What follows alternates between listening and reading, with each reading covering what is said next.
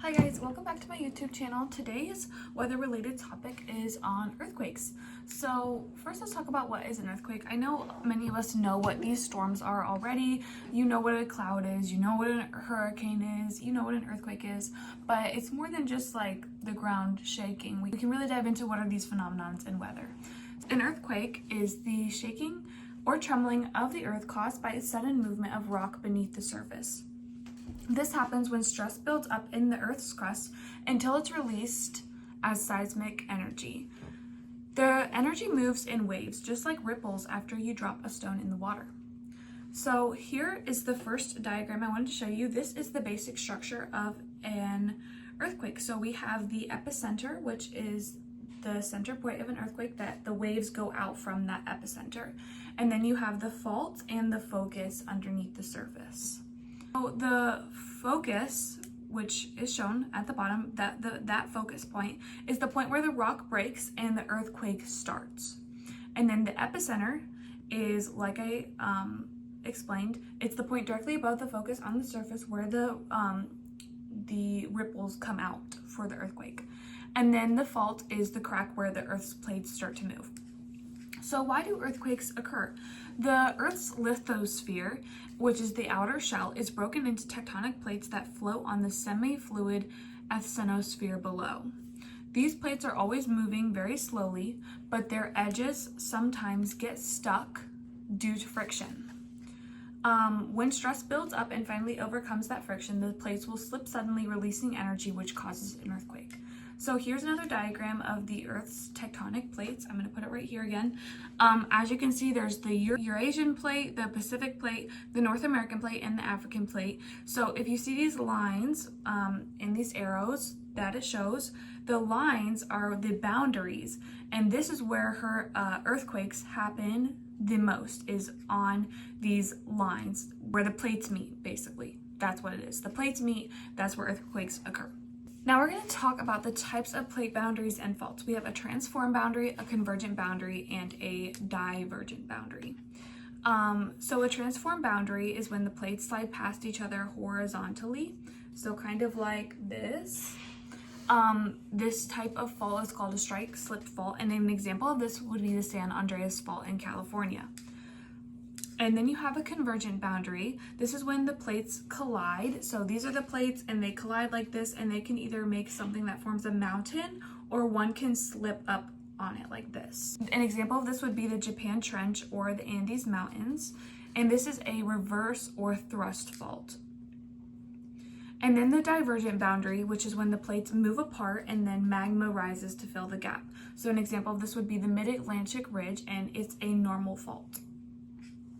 So now we're going to talk about seismic waves and how the energy travels. When an earthquake occurs, energy moves through the earth as a seismic wave. There are two main types. There's body waves, which travel through the earth's interior, and then there's surface waves, which travel along the earth's crust. So body waves, there's two types, P waves and S waves. P waves are the primary waves. They're the fastest and they arrive first. They move like a slinky, so they're compressional, and they travel through solids, liquids, and gases.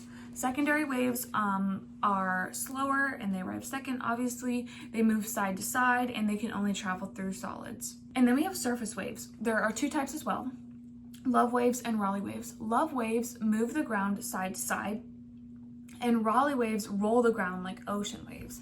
And these types of waves cause the most damage to buildings. Now let's talk about how earthquakes are measured. So there's a tool called a seismograph. This is an instrument that detects and records vibrations. They produce a seismogram that shows when and how strong waves arrive. There's also scales used to measure earthquakes. We have the Richter scale, the moment magnitude scale, and the Mercalli intensity scale. The Richter scale measures magnitude.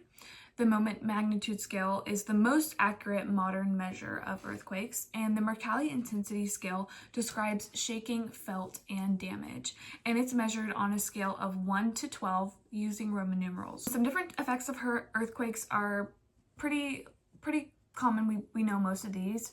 Ground shaking, which is vibrations that damage buildings and roads. Surface shaking, which is cracks or shifts in the Earth's surface.